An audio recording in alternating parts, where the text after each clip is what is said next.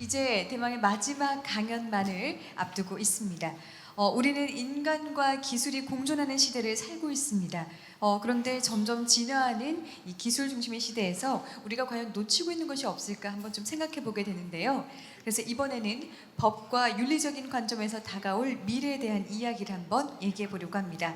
데이터와 인간의 공존을 위한 법과 윤리 강연을 준비해 주신 법무법인 원의 인공지능 대응팀 오정익 변호사님을 모시겠습니다. 큰 박수 부탁드리겠습니다.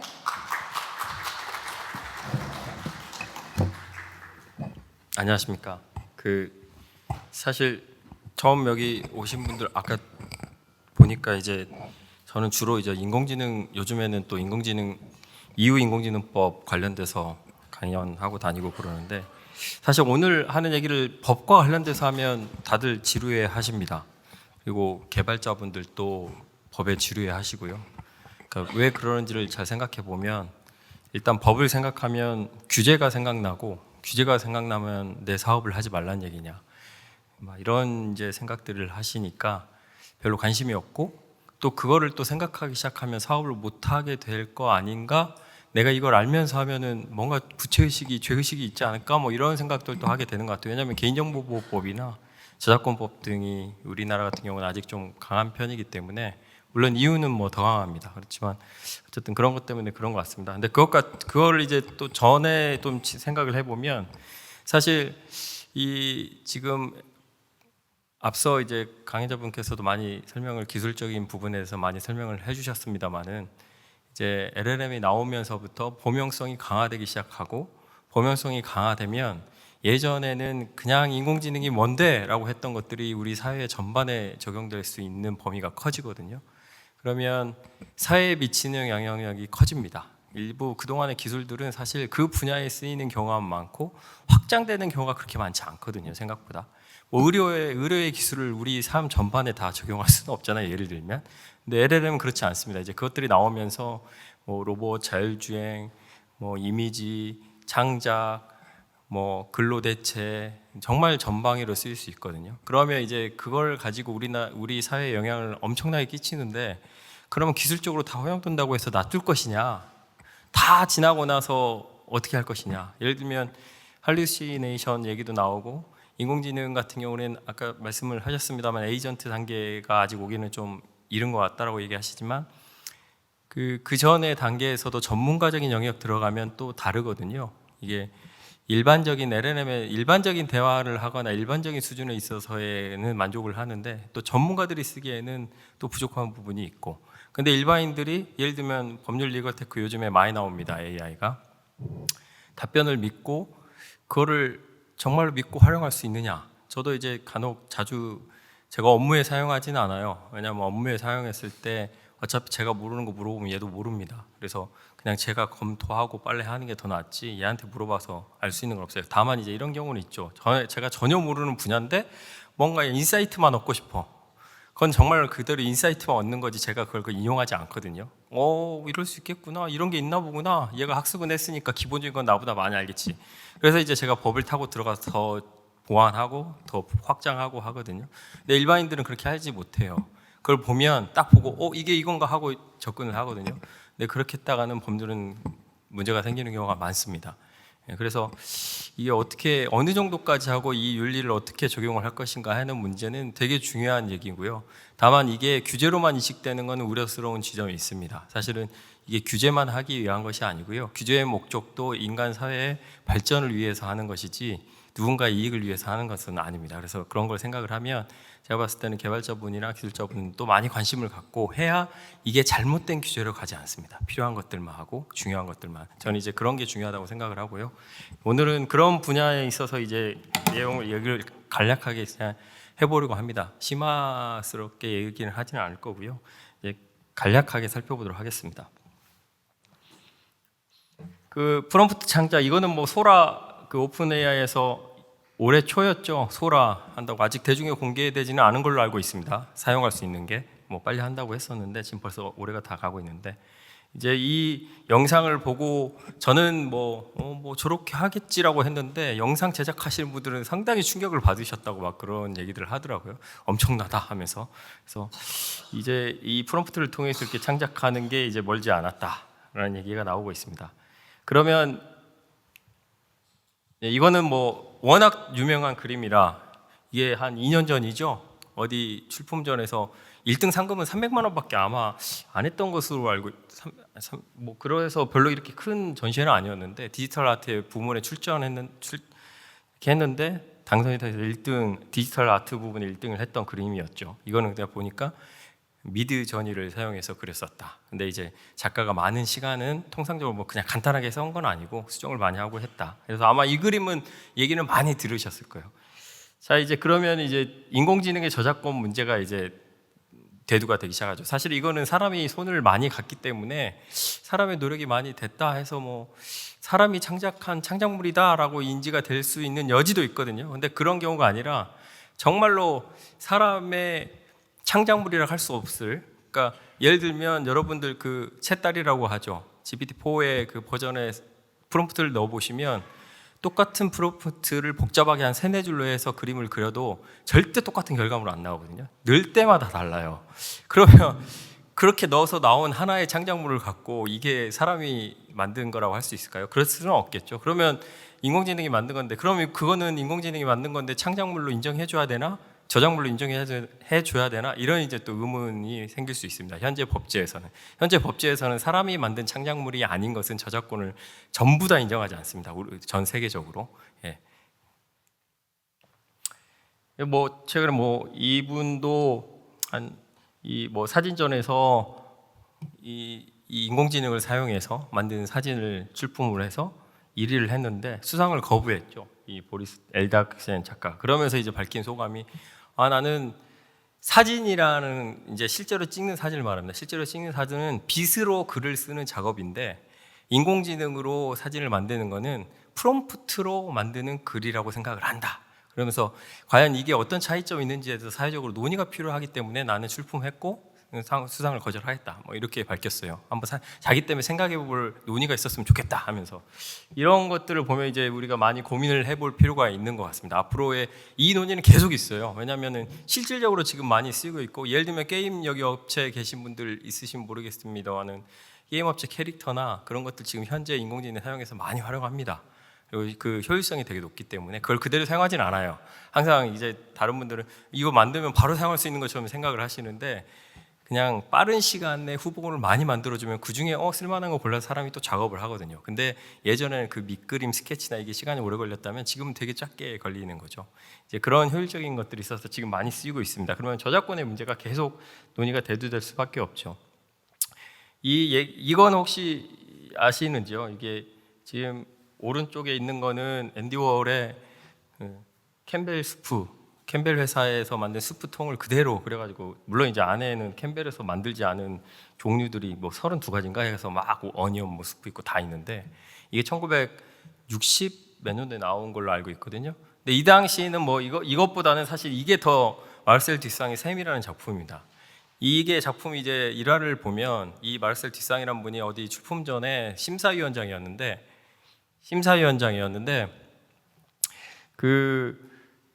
이 작품을 자기 이름을 밝히지 않고 이제 출품 전에 했는데 심사위원들이 돌아보면서 이걸 보고 이게 무슨 미술 작품이냐. 왜냐하면 그때는 이런 게 없었어요.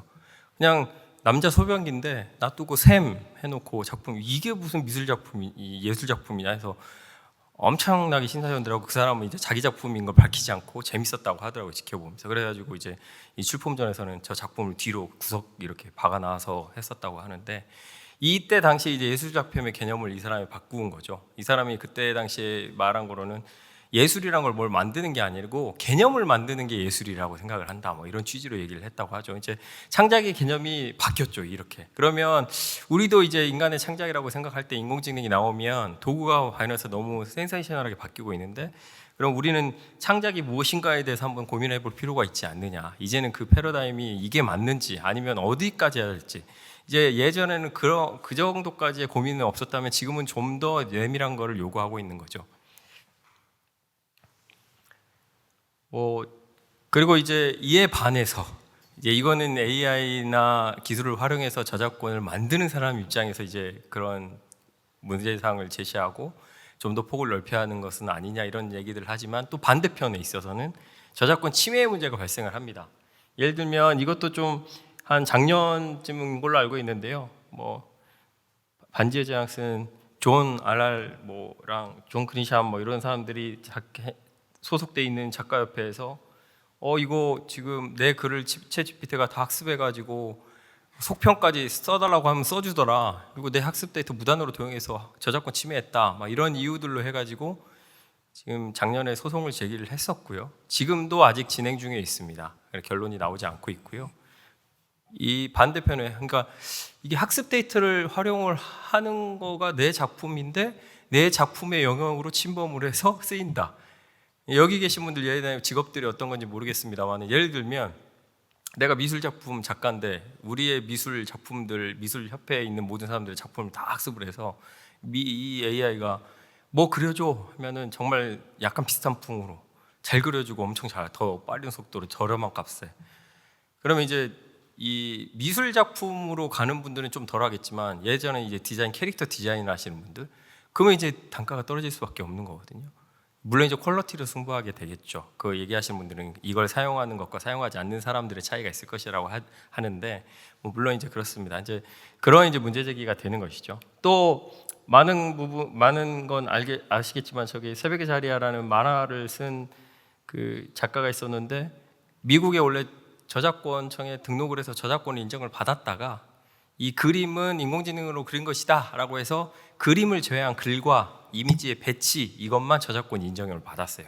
그림은 취소되고 왜냐하면 이제 그거는 사람의 창작물이 아니기 때문에 인정해 줄 수 없다라고 하면서 등록할 수 없다고 하면서 그리고 이제 최근에는 작년에 그 미국 작가협회뿐만이 아니라 그 미술 작품을 만든 미술 작가라든지 또 이 그런 캐릭터 만드는 작가들인지 소송을 오픈 AI나 스테블레이 AI나 이런 데를 해서 상대로 소송을 제기를 했죠.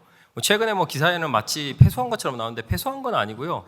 일부 결론은 나왔습니다. 일부 결론은 이제 그 중에 하나는 야 니네가 니네 저작물을 침해했다는 이유로 소송을 제기했는데 니네 저작물이 등록이 돼 있는지 확인이 안 되니까 이런 거는 인정해 줄 수 없어라고 했고 일부는 청구를 좀 수정해서 니네 작품으로만 등록돼 있는 걸로만 해서 이제 정작 지금 이제 제일 중요한 저작권을 침해했느냐 학습 데이터를 사용함으로 인해서 그런 것들에 대해서는 여전히 지금 진행 중에 있습니다. 그래서 결론이 나온 건 없어요. 그리고 뭐 뉴욕 타임즈가 아마 기사에서 많이 보셨습니다만 뉴욕 타임즈가 또 오픈 AI하고 뭐 마이크로소프트사를 상대로 뉴스를 무단으로 도용해서 저작권을 침해했다고 해서 또 소송 진행 중에 있죠. 거기에서는 좀 사안이 다른 게 지금은 물론 또 중간에 마치 그 마이크로소프트나 이런 데서는 저거 조작한 거 아니냐라고 하는데 이 뉴욕타임즈에서 막 기사를 뭐 써줘 했더니 상당한 문구가 뉴욕타임즈에서 쓴 기사하고 비슷하게 나왔다는 거예요. 그런 것들을 증거로 냈거든요. 근데 이제 그것도 또 사실이나 아니냐 지금 논란이 있습니다만은 이렇게 이제 저작권 침해 문제가 발생하고 있습니다.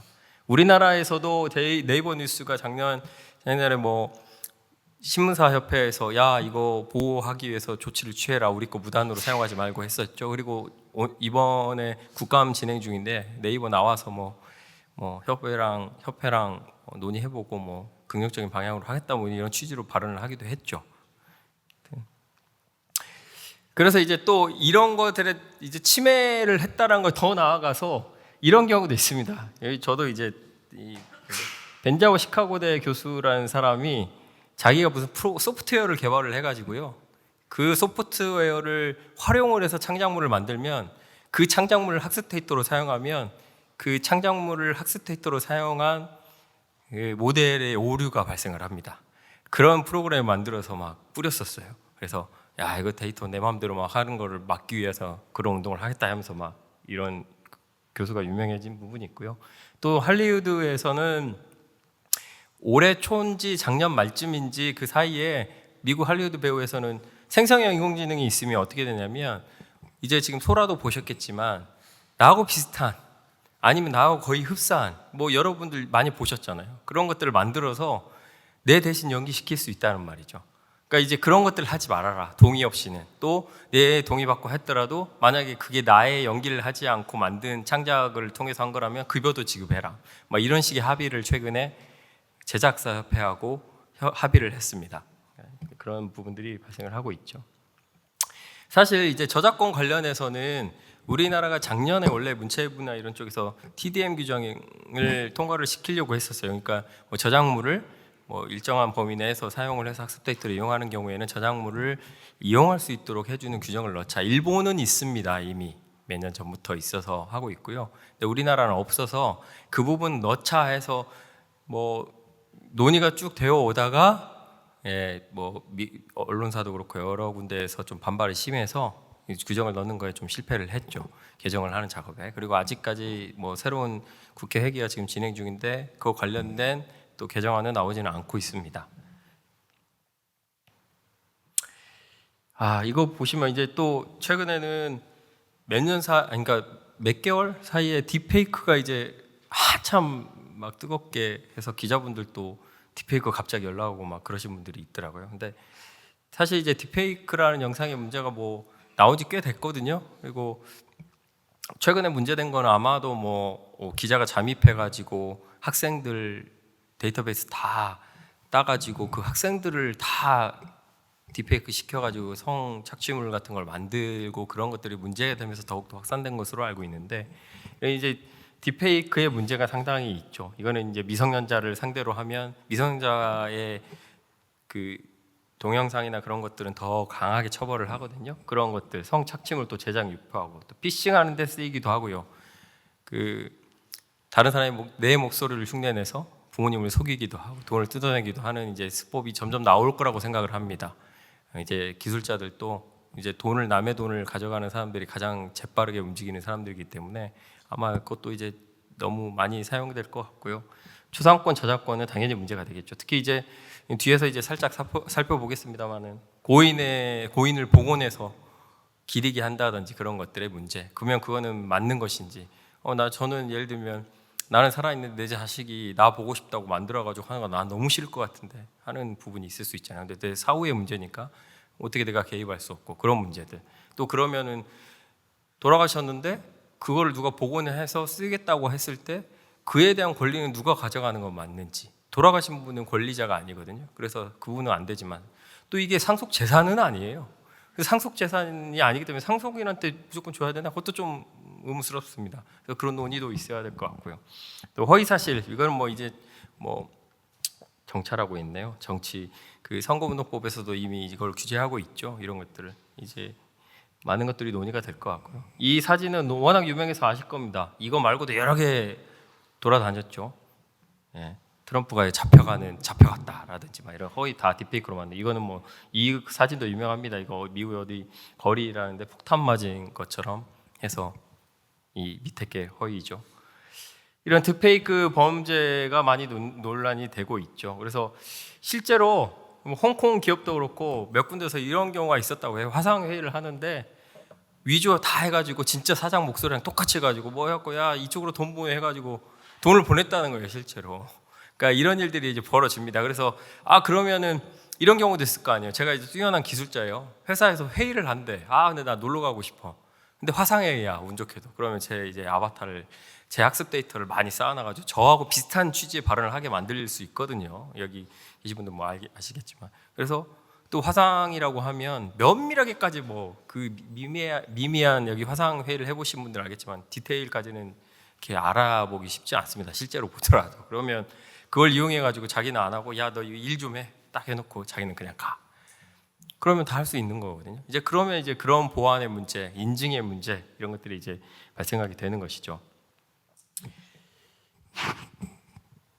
그래서 이게 뭐 아이돌도 그렇고 뒤에 보시면 테일러 스위프트도 문제가 됐었죠. 만들어진 것 이런 것들 쉽게 이렇게 만들어서 문제가 되기도 하고 지금 뭐 많은 문제들을 지금 발생하고 있습니다. 이거를 어떻게 해야 되느냐 하는 문제들이 많이 발생하고 있고요.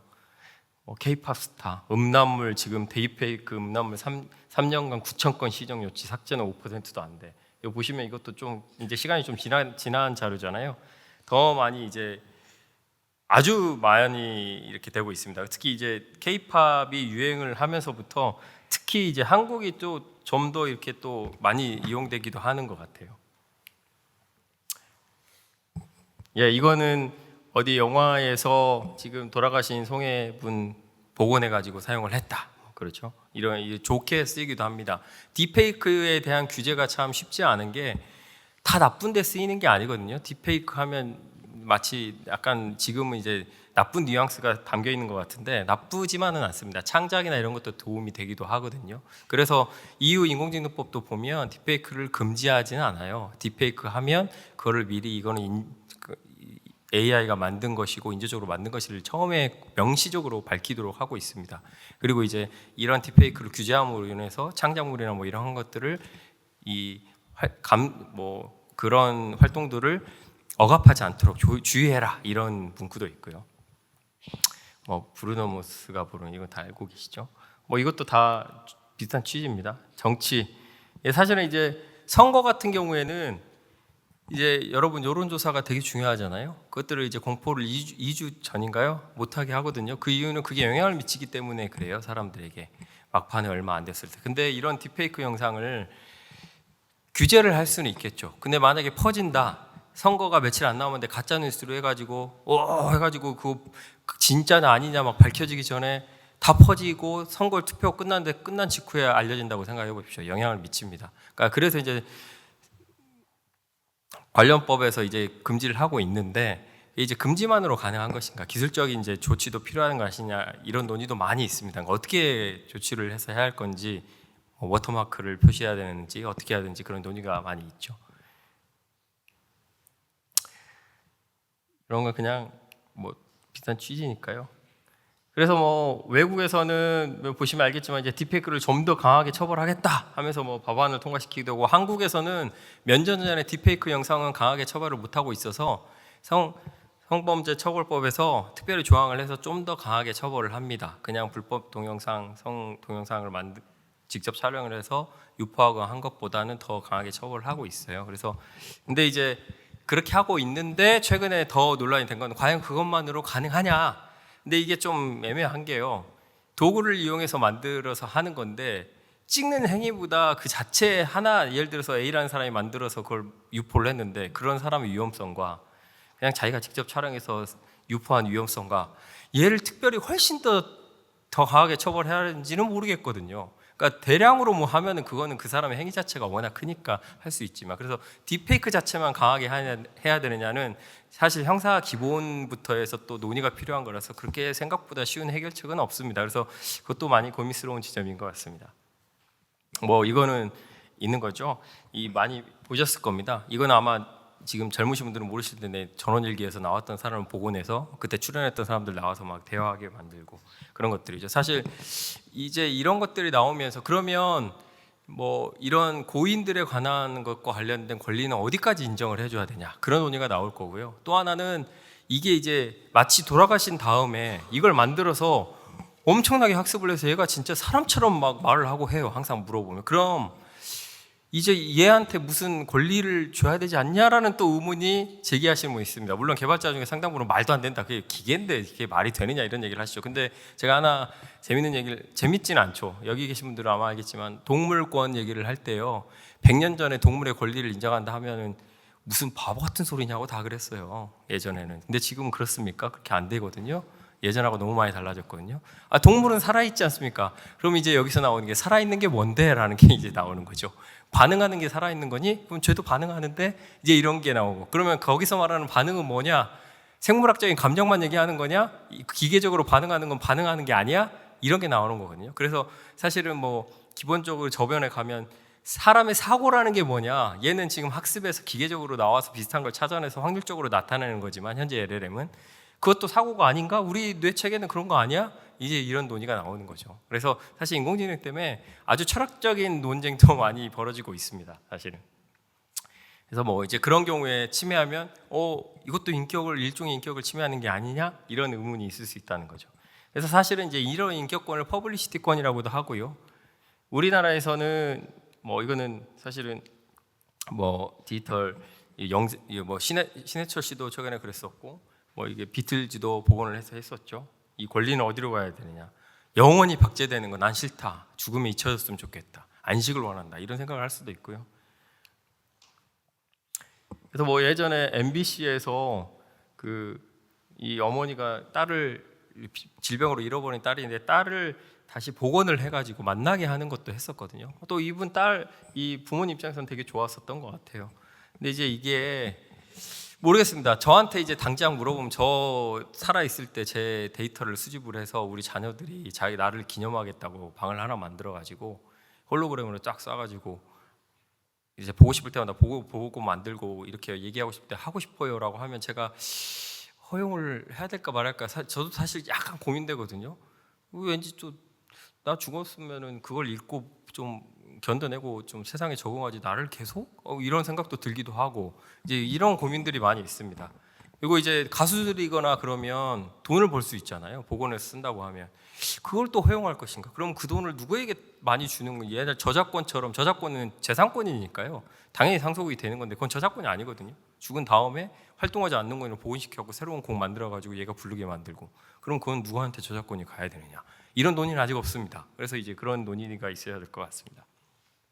그래서 예전에 이제 작년 국회 회기 때 퍼블리시티권을 이런 내용으로 해서 진행을 하려고 했다가 폐기가 됐습니다. 그래서 올해는 또 보니까 인격권이라는 이름으로 이렇게 생명시체, 뭐 초상, 음성, 개인정보 등 인격적 이익에 대한 권리를 뭐 침해하는 경우 침해를 제거하고 회복하고 뭐 이런 조치를 할 수 있도록 개정안에 들어가 있더라고요. 근데 이게 또 아까 말씀드린 논의까지 다 담고 있지는 않거든요.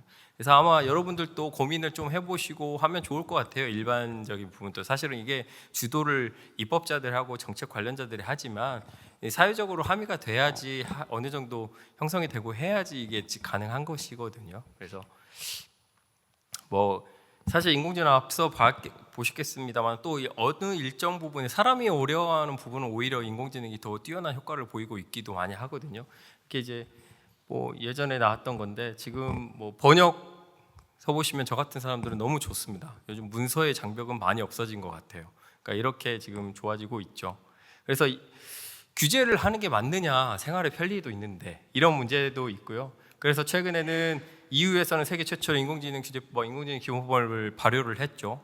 이제 실제로 적용되는 데는 조금 시간이 걸릴 겁니다. 좀 경과 규정을 뒀기 때문에. 그리고 이제 이러고 있다가 얼마 안 있다가 미국이나 EU나 영국이나 일본 같은 데서 AI 표준 조약이라는 거를 서명을 했어요. 물론 그 내용을 구체적으로 규제하는 내용은 안 들어가 있고 약간 선언적인 의미들이 있습니다. 그러면 이제 다 이제 어느 정도 인정을 하고 있는 거죠. 이게 이제 이 정도 기술 수준으로 왔으니까 사람들끼리 약속을 통해서 좀 뭔가를 준비를 해야 되겠다 하는 사회적 합의는 점점 발생을 하고 있는 것 같아요. 아까 제가 이제 말씀드린 것들 좀 정리한 것입니다.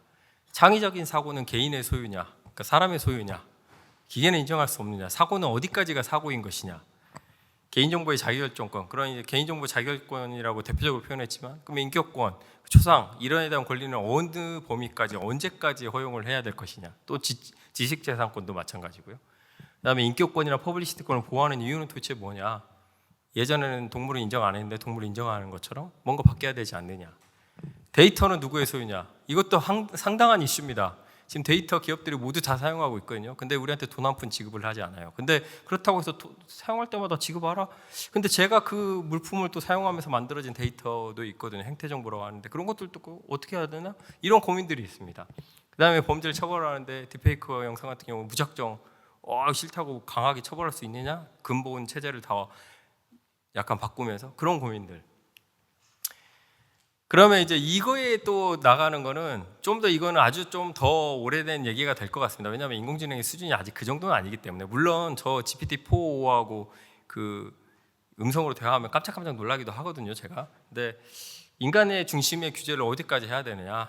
이제 인공지능도 사실 어떤 분이 이렇게 설명하는 분도 있어요. 동물권을 인정하는 이유는 여러분 생각해 봅시다. 동물이 언제 내 권리가 있다고 저희한테 얘기한 적이 있습니까? 사람이 그걸 보면서 아파하고 싫고 하기 때문에 사람의 중심의 권리라는 규제를 가는 겁니다. 그럼 인공지능도 마찬가지죠. 최근에 동영상 있었죠. 로봇 막 발로 차고 막 이거 멀쩡하다 하면서 때리고 막 그랬었거든요. 근데 그게 사람들이 싫어하기 시작하면 그것도 범죄가 될 수 있는 거거든요. 그 행체에 대한 권리의 의미가 있는지 여부를 떠나서.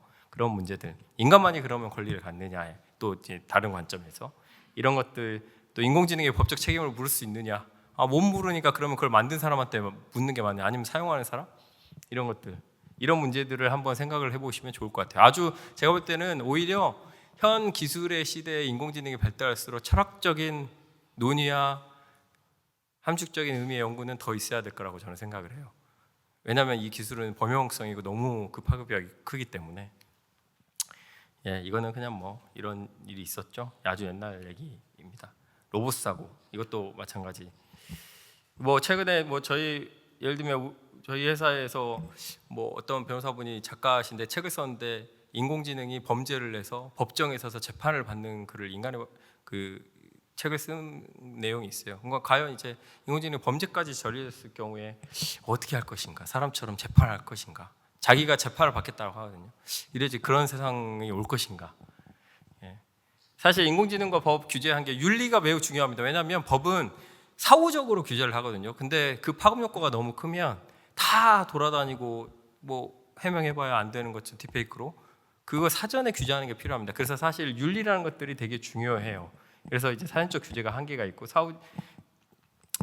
사후적인 규제 한계가 있고, 그렇다고 사전적으로 규제하기에는 여러분 아시겠지만 인공지능 이 기술이 최근 들어 1, 2년 사이에 너무 빠르게 발달합니다. 그 분야에 있는 분들도 힘들어하세요. 다 따라가기가. 그러니까 그럼 어떻게 할 것인가, 이런 고민들이 있죠. 그래서 이제 중요한 게 윤리가 더 중요한 거 아니냐. 왜냐하면 윤리라는 거는 명백하진 않지만 이 사람이 직관적으로 느끼는 그런 것들이 있거든요. 이거를 했을 때 이런 문제가 될 수 있을 것 같은데, 관심을 조금만 가지면 이러면 나쁜데 사용할 수 있을 것 같은데, 그러면 상당 부분 사전적으로 많이 방어가 되고 좋은 방향으로 발전할 수 있지 않을까라는 생각이 듭니다. 이거는 그냥 뭐 트러스트 워시 보시고요. 그래서 사실 이제 거의 한 3, 4분 지났습니다. 끝내겠습니다. 사실 인공지능의 위험에 대해서 되게 말씀을 많이 하시는 분들이 많아요. 근데 인공지능이 위험한 게 아니거든요. 사람이 위험한 것이죠.